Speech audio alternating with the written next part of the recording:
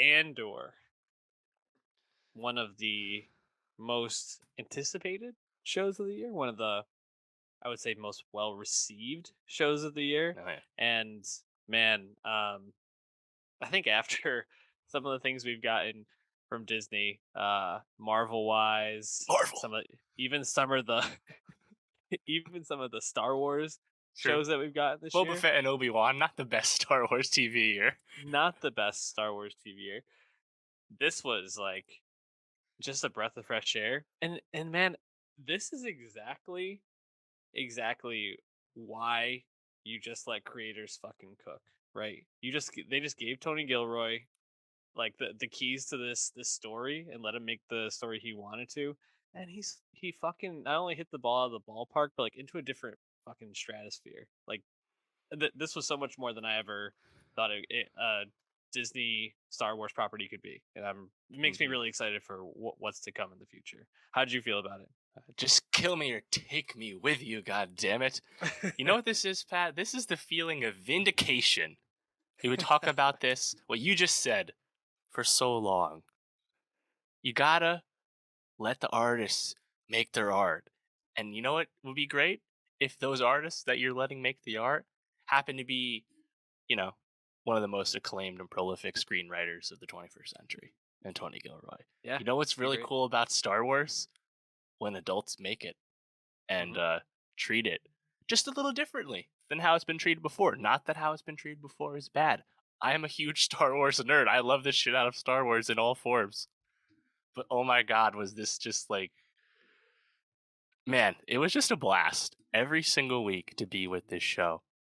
Not only like the longer runtime, 12 episode season, but the structure of it, right? Like four distinct 3 episode arcs was, I don't know, just there's just like I think a high floor to Tony Gilroy making anything. That's kind of obvious, but I don't know, like the competence that you just felt at all times being in this world, and just I think it being so evident with the writing, with the character work on the show, that it's just a bit more thoughtful and engaging for it than you expect from most IP storytelling.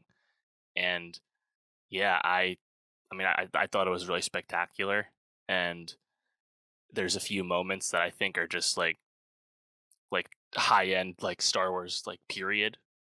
And I think anticipation for season two and the narratives that they're setting up for season two, character deaths that we know are going to happen one way or another, like they are going to destroy us in season two, which will likely be in 2024. And man, it's going to be a tough wait. But I thought this was beyond my wildest expectations, and that was coming from having a lot of affinity for Tony Gilroy, having a lot of love for Rogue One, and still, I think the expectations were really raised. It's kind of unbelievable still. It's such a it's so funny to think about this show being made in the wake of the Rise of Skywalker, right? This like complete hedge by Yeah, this media company that's like, no, we actually can't take the risk that Ryan Johnson wanted us to take. We have to go right back to the same thing we've been doing because we just gotta keep our money maker going, baby. We just gotta like keep giving the same slop we've always given. And man, to then just let Tony Gilroy take this story and just be like, you know how they fucking got to Luke Skywalker? On the fucking graves of all these people from around the galaxy right. who People you'll just had never to know about, sacrifice. normal people. You know, And it's so great. it's just like incredible to like be in this world. And not only that, but it's so fucking creative. Like watching the prison, right? At first I was like, all right, they're going to prison. Like, cool, like a prison break True. storyline. That's You how I know, felt too when we've Cashin seen this gets before. arrested.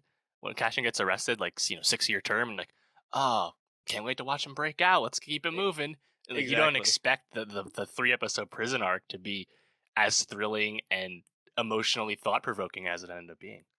And just completely unexpected in terms of structure. Like, how did he ever think of the like electrical floor to like be the way that the prison like keeps people in line, or having this like built-in like game like slave like system within the prison.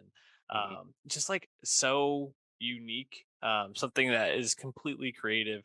And yeah, like you talked about, the emotional like arc of Cassian in that right way, right? Where he finally starts to figure out how to like use his skills to be a leader, but not only that, to like be the person to like identify who's good at what and actually like pass the ball and not have to rely just on himself to do things. Like just completely amazing. And obviously you get a amazing like 3 episode arc from the goat, Andy man, Circus. yeah, Andy Serkis, just like Kino incredible Loy. the whole time.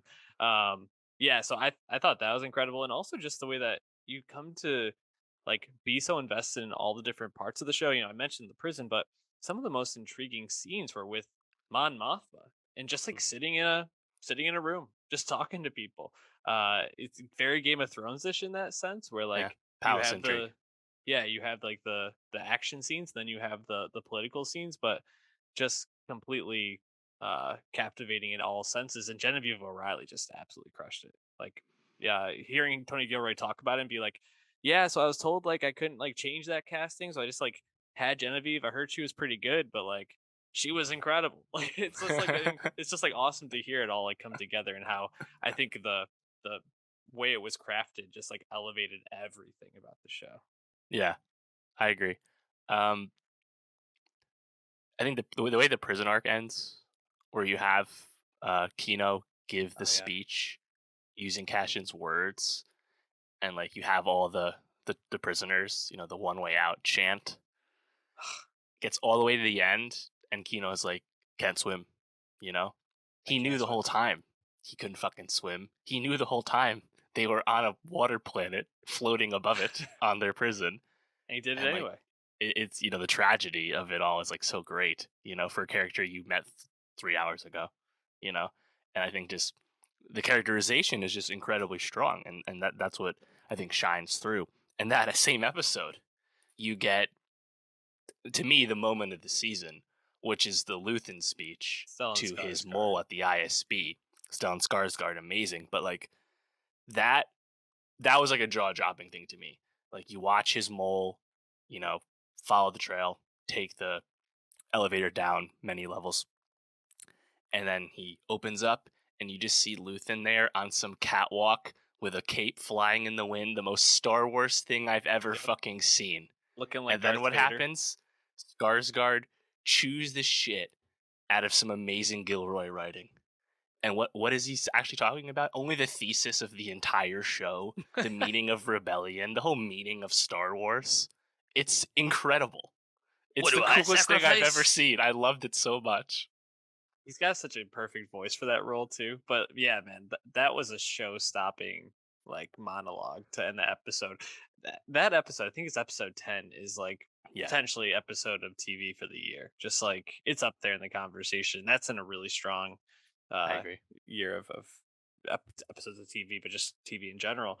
Yeah, Skarsgård I think is my like pretty clear favorite part of the show. And I mean like so many parts of it are great, but like him basically playing three different characters, you know, the guy who runs the antique shop, the Mhm. Luthen who's like kind of a dick on the outside just trying to like stay alive and like fuck people over, and then the one who's a little more like schmoozy, like team leadery. It's like very interesting to see him like navigating all these different worlds and just kind of putting on different masks to make this all Mhm. come together, and to actually like see the plan, right? Like to see that there was like this like idea of how he was going to like spark this like I don't know, rebellion from Like across all these different planets. social Just unrest, just like get it yeah. going, basically. And but like then also to have these things like happen to like provide a spark of like hope that they could fight back, just incredible. And then I think you actually get that even more highlighted by the speech at the end of the season by Fiona Shaw's late Marva. character Marva, which is just like an incredibly thrilling like end to the season. Not only is her speech like Fiona Shaw just like crushing it, but then like everything that comes after that just feels so, it felt like real. You know, like you felt like you were in this this moment of rebellion and of people just kind of like fighting back. And I was just like, I was completely blown away by the ending of the season. Hmm. So just overall, I was just like, man, from start to finish, I think the first like two episodes, the first one's pretty good. Second episode's a little slow.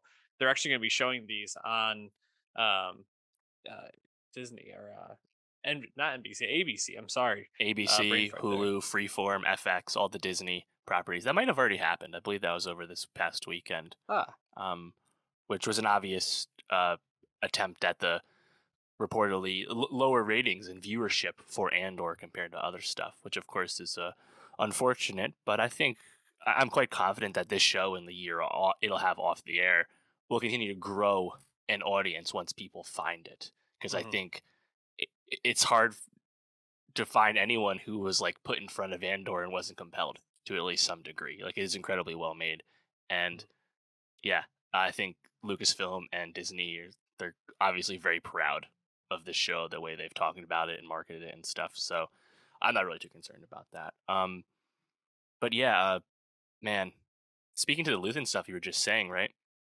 You have two, which could have been on the surface, fan servicey scenes where Luthen goes to see our old buddy Saw Gerrera, played hmm by Forrest Whitaker, who of course played him in Rogue One, a character created on the Clone Wars. People know, but those scenes, it's like it's a great way to see, like, I think the many philosophies and the complicated splinter nature of the rebellion. And I think that was really great, when they both kind of come to terms that they're going to sacrifice their fellow rebel Krieger for the greater good, for war, as Saw puts it. hmm Krieger, just like let them go to keep their cover, keep their momentum, a sacrifice. And it's like, Yep. it's kind of like a gutting thing to hear them talk about someone you've actually never even met, but just like the way they're talking about, like, basically how zero sum uh a fight against the Empire is. It's like, I think that kind of stuff like really grounds you in the stakes of something that in lesser hands can just come across as overtly familiar or just kind of one dimensional, good versus bad, right? But like hmm Andor is so steeped in the gray and so steeped in like what the right thing to do is not immediately clear. And that's why I think I just respond to it so well, to see, I think, this kind of approach to like dramatic storytelling in the world I love so much. Like it's just it's just so fulfilling to me. Yeah, absolutely. Couldn't agree more. Um, a couple of people that I think really grew on me throughout the season, a couple of characters that grew on me throughout the season, um, would be Denise Go, who plays Deidre Miro. Oh Um, god, yeah. She's I great. thought I thought at first I was going to completely despise her character, and I think Right. she, even though obviously she's the villain of the season, Yeah. seeing And her, established as a bad person. She really yes, enjoyed torturing Bix and whatnot. and what a completely like creative torture method. Like I don't know Yeah. how Tony Gilroy thought of Sonic that, but torture, emotional yeah, distress kind of thing. I thought that was really thought provoking. But yeah, I thought she was great, Deidre, throughout the season, and really grew on me. And seeing her whole like back and forth with Cyril, especially how he like saves her at the end. I'm interested to see how that like plays out in this next section. But then Faye Marseille, who plays Val, Val, yeah. um, man, she really grew on me throughout the season. When you first see her, when Cassian gets put onto the team there, Yeah. um, On Aldani. yeah, it seems just kind of like, like she's all right. Aldani, it's funny to think about. It feels like so long ago I know, I because was just how thinking far the that. season comes, But you get Will. Man, what's his name? No, sorry, Alex Lawther plays Will on Yes. Sex Education, but he's incredible in this show. Too bad that he gets Right. tragically killed. But what an awesome like side character, right? A philosopher in the Mhm. world of Star Wars. We've literally never heard of such a thing, separated And from the Force. And having that be like a key aspect of the genesis of the rebellion yes, and ideas, man. Like, again, it's simple, but it's executed at such an excellent level because that's mhm. who's making the show. Yep, completely agree. But yeah, Faye Marsay, especially if she keeps popping up around Mothma, Right, when you as her realize they're cousin. related, like, there's extra layers added to Val post Yeah. Aldani that you're not expecting. And just seeing how like her undercover, she has to like be this type of person that she just totally is not, right? And obviously a lot of that is what's going on with the rebellion in the show, but like how Mothma's like, can you just go home and be a rich kid for like a few weeks just to like, Right. play your cover up a little Let the bit? heat Like I heat just die down. yeah, I just like loved seeing all that, and she really grew on me. So those two, Deidre and Right. Belle, were I mean, my how two about like Val's heroes. relationship with Cinta? With just a Yes. few scenes, a few side eyes, a few gestures, to me, one of the most developed queer relationships Disney's ever done. They love to talk about, their first gay ex character, however they do it, but they actually did it here with real work in a compelling manner. And if that relationship goes poorly, like I unfortunately think it will in season two, you're going to feel that because they put in the work quite efficiently at that, already showing you how they're going to be driven apart by the uh, different priorities they have, you know? Um, Yep. to get that with the people that, again, like you said, you just meet them and you think they're just part of the Dirty Dozen, the Aldani crew. And like, Mhm. there's just so much more to it. It's just quite satisfying. I mean, shout out Eben Moss Baccarat from the Aldani heist. Mhm. Obviously, he's having a great TV year between this and The Bear, obviously. Good Yep. for him. But I mean, the Aldani heist in and of itself, I think, is incredibly thrilling. Um, Mhm. but just you don't expect like that to be like top the way it is when you get the prison scene. You know, you get the finale arc, which I don't think the finale arc is the strongest arc of the series, but I think it's still a pretty effective finale for the Mhm. season we had. And I think Cassian ending the series, going up to Luthen, being like, "Hey, kill me or take me with you. I'm fucking sick of this shit." Yeah. And then you juxtapose that with what actually happens to Cassian and what happens. Do we assume most of these rebels? Nothing good in the end, even if it's for the greater cause. It's again just I think really compelling place to be in a universe that we've said for years is just the ultimate sandbox and opportunity to really engage people with genre storytelling, but they really did it with Andor. They certainly did. Can't speak highly enough about it. Any last thoughts, Dave? I think we're gonna be talking about it again very soon. Yeah. Again, I just want to say it again. Like I love Forrest Whitaker's line readings as Saw. It's just amazing. Yeah, Krieger. he's great. Oh man, it's really great. I love Skarsgård's whole vibe in this. When he's actually in like the Luthen like rebel mode, like Yeah. his voice. What did I sacrifice? What did I sacrifice? How Right. about peace? Like I just was like, yes, Yeah. fucking get him. What a beast. So good. Also, by the way, him just being a fucking boss and fucking up a tractor beam and Oh, escaping in his ship.